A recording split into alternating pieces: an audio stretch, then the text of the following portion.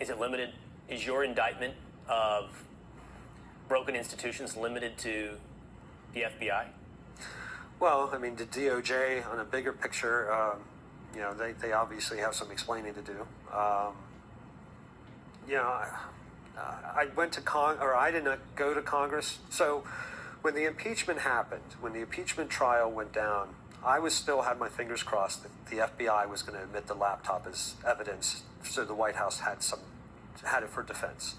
My heart sank when the impeachment trial concluded, and there was no sign of that laptop anywhere, because I had definitely seen stuff on that laptop that would have justified a phone call to Zelensky saying what happened during the former administration, because there was a lot of money exchanging hands, there's a lot of pay for play, and a lot of the same players back then are the same players now.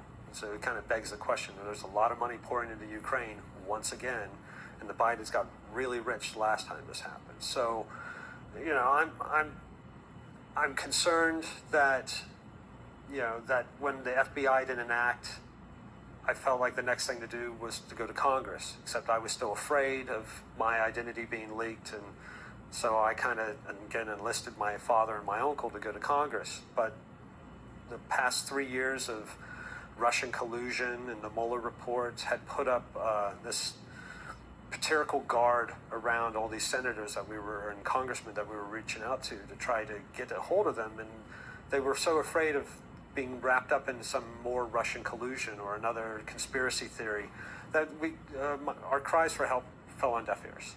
So you went to, I would assume, Republican members of Congress. Yeah. With your story. Yeah. And you were rebuffed. My uncle and my father, both retired colonels, both approached several members of Congress and were rebuffed.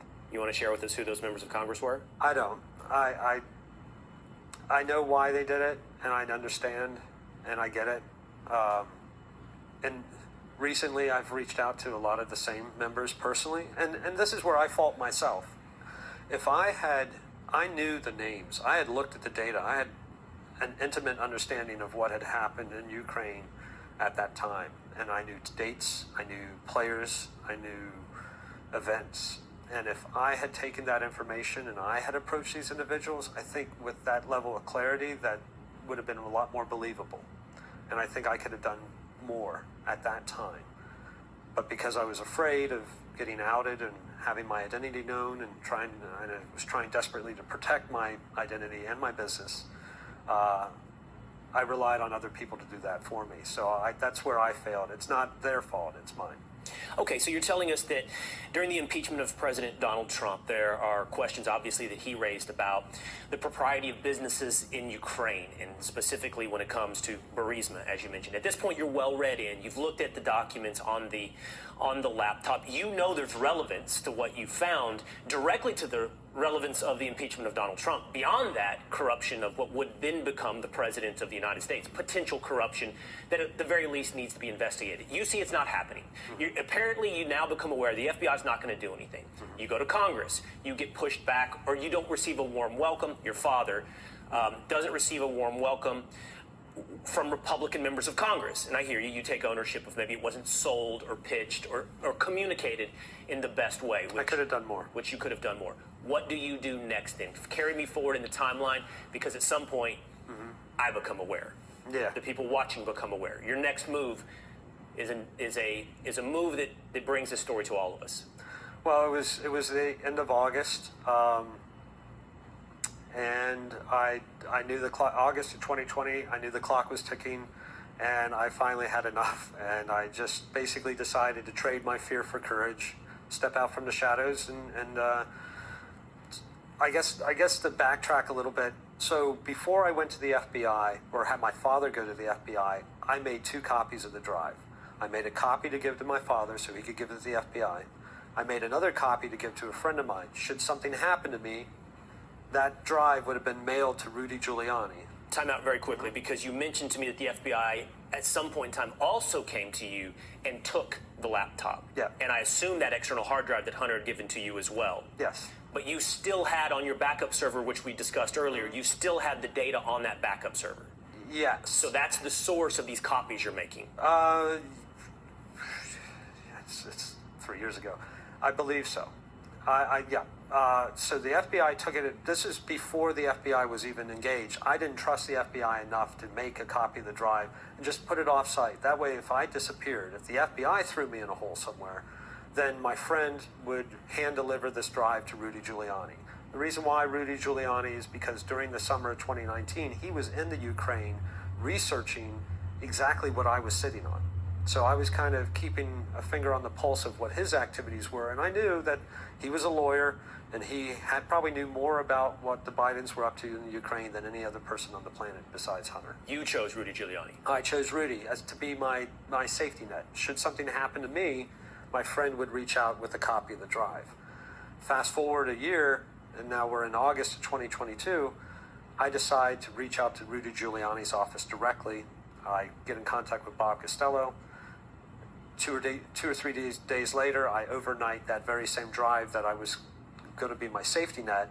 I use that drive to mail to Rudy Giuliani's lawyer, Bob Costello, overnight on August 28th of 2020. Okay, and then Rudy starts revealing some of the information, and immediately now it's Russian disinformation. Yep. So it was scary because at 6:30, I didn't go to sleep that night. After I received a phone call from Hunter's lawyer, I was really nervous, and I did not sleep well at all. And I didn't even go home.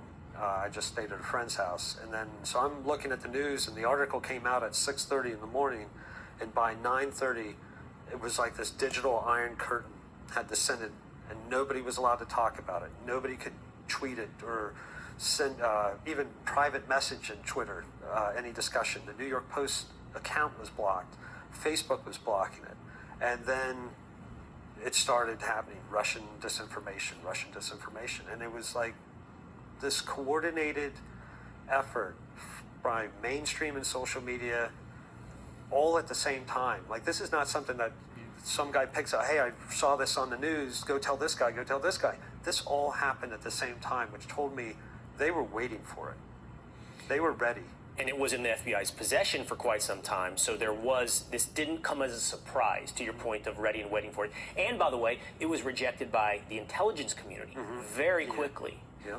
So what does that tell you? What does that tell you, that your life experience, your story, was met with a hard, I don't know what the right verb is, pushback, a hard, as you mentioned, iron curtain, whatever it may be, a hard door being slammed in your face, but that's still underplaying it because you were also, to your point, defamed by major media institutions, the spy agencies of the United States of America, the law enforcement agencies of the United States of America, every single major apparatus, almost at the same time, focused on you and branding you as Russian disinformation. What does that tell you? It told me that they were waiting for it. And I think Zuckerberg said it best. In the Senate hearing, I believe on October 25th, he let Congress know that he was approached, as well as Twitter and Google were approached by the FBI in, I believe, early September to warn them that there would be a massive dump of foreign intelligence pertaining to a presidential candidate. Be on the lookout. So if the FBI warned in early September social media to be on the lookout, and I overnighted the copy of the drive on August 28th, who was being tapped? Was it the FBI? Did they have a FISA court open for me, or were they monitoring the lawyer for the President of the United States? It's just kind of, the timing's really off. It's like they had the whole year that they were in possession of it, that they were waiting for something to happen, and then I decide to do something, and then they immediately warn, and then it's the collusion aspect is obscene. At that level of federal and social media that we rely on every day, news media that we trust every day, and a government that we're supposed to put our faith in, it's just, they all decided to go with the Russian narrative because it worked last time. It's been working for them great for the last 4 or 5 years, so why not? They just, unfortunately, it was a real story with real consequences. And what do you think those consequences were? Well, for me, obviously I lost my business and I lost my place in my community. I don't feel safe moving around. And but for the nation, it's I hope it'll let us aware that for all those people that are afraid that we are moving towards socialism, we already have a state-run media. We already have state-run social media, and that machine went into operation on October 14th, 2020, to affect the outcome of an election, to protect their preferred presidential candidate. And my life was ruined in that process, but the nation is suffering. And that's what I'm hoping the lawsuit will discover, is who gave those marching orders? Who told the 51 pillars of our intelligence community to pen a letter that this was all Russian collusion? Who told everybody that this was Russian? Because I want to find out so that never happens again. The book is American Injustice.